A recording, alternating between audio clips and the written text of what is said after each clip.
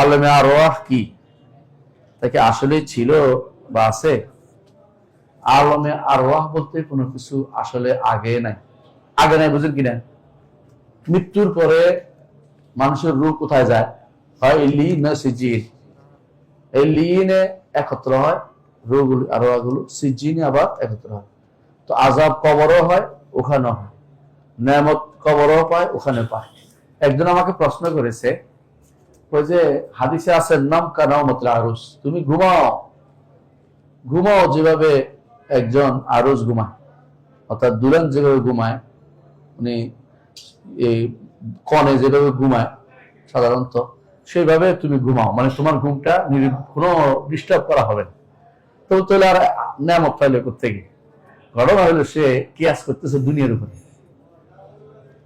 আখিরাতের কোনো জিনিস কিয়াস চলে না। কি বলতে হবে? ঘুমও যাবে, নেয়ামতও পাবে। কারণ যেভাবে আপনি জানেন যে রাসূলুল্লাহ সাল্লাল্লাহু আলাইহি ওয়াসাল্লাম মুসা আলাইহিস সালামকে দেখছে কোথায়? কবরে না সালাত আদায় করতে দেখছে। আবার ইমামতিও করেছে, ওনার সাথে ওনার পিছনে নামাজও পড়ছে। আবার ষষ্ঠ আসমানে দেখা হয়েছে। এর অর্থ হচ্ছে মৃত্যুর পরের জীবন উপরের জীবনের সাথে কেয়াস চলবে না, কোনো কিছু কেয়াস আসবে না। বলতে হবে যে হ্যাঁ, হাদিসে এটাও সত্য এবং তার জান্নাত থেকে তার জন্য সুষম ভালো ব্যবস্থাপনা এটাও সত্য, কিন্তু এটার ধরন, প্রকৃত ধরন তো আমরা জানি না। ধরনের বিষয় আছে অবশ্যই, কিন্তু ধরন আমরা জানি না। এটার উপরে ইবনে তাইমিয়া রাহিমাহুল্লাহ অনেক কিছু জানিয়েছেন যে কিভাবে ধরন না জানলেও বাস্তবতা আছে। রুহের ব্যাপারটা, রুহের ধরন আজ পর্যন্ত কেউ বের করতে পারেনি, কিন্তু রু তো আছে। কেউ তো রু নাই, তাহলে সে ব্যক্তি কি করছে? কোরআন হাদিসের বিরুদ্ধে কথাবার্তা বলছে, কোরআন হাদিসের বিরুদ্ধে কথাবার্তা বলছে এবং হাদিসে সরাসরি বলছে রু বের হয় এবং রু সারা শরীরে পালায় যায়, বের হয়। আবার রুকে বাঁধায় কাপড় দিয়ে কি করা হয়? পোটলা আমাদের নিয়ে যাওয়া হয়, সুগন্ধি যুক্ত সুগন্ধ বের হয় রু থেকে, আবার কাপড়ের একটা দুর্গন্ধ বের হয়, তাই না?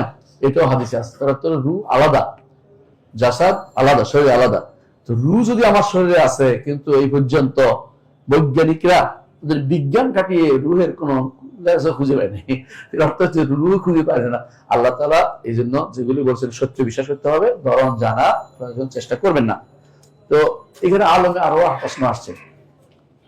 আলমে আরওয়াহ নামে আমাদের দেশে যে প্রচলিত আছে যে আগে আমরা সব আলমে আরওয়াহ একসাথে ছিলাম, সেখান থেকে আমরা একটা একটা করে আল্লাহ পাঠিয়ে দেয়, এই জাতীয় কোনো কিছু আসলে নেই। কিন্তু কোনো কিছুই নেই, এটা ভুল। এই ব্যাখ্যা পুরোটাই ভুল। যত জনে করুক ব্যাখ্যাটা ভুল, মনে রাখবেন এই ব্যাখ্যা ভুল, যত কিতাবে লেখুক। তাহলে বিশুদ্ধ কি? বিশুদ্ধ হলো আল্লাহ তাআলা আদম আলাইহিস সালামের পিঠে সমস্ত তার সন্তানদেরকে একসাথ করে রুবুবিয়তের স্বীকৃতি নিয়েছেন। রুবুবিয়তের স্বীকৃতি বুঝছেন কিনা? ফিতরাত বলে এটাকে। এটা দিয়ে দিয়েছেন দুনিয়াতে আসলে যেন ঈমান আনা তার জন্য সহজ হয়। এটা ছাড়া আর কিছু না। এটাতে আলাদা কোনো কথা ছিল না। যেটা আলাস্তু বিরাব্বিকুম ক্বালু বালা, এটা হলো মাকালি ছিল, মাবানি ছিল, এটা হলো মূল। তারা স্বীকৃতি দিয়েছে, তারা মেনে নিবে দুনিয়াতে আসলে, সেটাই তারা করে। সাধারণত যদি কোনো তাদের কোনো কিছু পরিবর্তন না করে, প্রকৃতি পরিবর্তন না করে কেউ, তাহলে ঈমানের আলো পড়লে, আল্লাহর দেয়া আলো, ফিতরাতের আলোর সাথে মিললে সেটা ঈমান আনে একজন ব্যক্তি। এটা হচ্ছে মূল অর্থ এখানে। ইবনে তাইমিয়া, ইবনে কাইয়িম এবং ইবনে আবি রাইজ আল হানাফি ওরা এই ব্যাখ্যাটাই করেছেন, এটাই বিশুদ্ধ ব্যাখ্যা। কিন্তু আর যেটা বলা হয় যে আল্লাহ তাআলা সৃষ্টি করে রেখে দিয়েছেন কতগুলো রূহ, এবং সেখানে অনেকে আবার হাদিস দেওয়া ব্যাখ্যা করে। হাদিস কোনটা? যে আল্লাহ রওয়াহু জুনুদুম মুজান্নাদা ফামা তাআরাফা মিনহা ইখতালাফা মা তানাকারা মিন ইখতালাফা। এই হাদিস শুদ্ধ, কিন্তু হাদিস অপব্যাখ্যা করে। হাদিস হচ্ছে আল্লাহ রওয়াহু জুনুদুম মুজান্নাদা, আত্মাগুলি হচ্ছে সেনাবাহিনীর সদস্যদের মতো, যারা সাধারণত এক বেজের লোকে একে অপরকে চিনে, এটা বুঝছে। ফামা তাআরাফা মিন ইখতালাফা, যেটা পরিচিতি পায়, এটা কি হয়?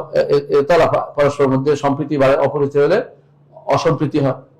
যদি ওইটাই ঠিক হতো তাহলে পরিচয়ের বিষয় দরকার ছিল না কথাটা। এই ব্যাখ্যাটা ভুল। ব্যাখ্যাটা কি তাহলে? মানুষের রূহগুলি এরকম সাধারণত আলা তুয়ুরি আশকালে আকা ইয়াকা তাকা।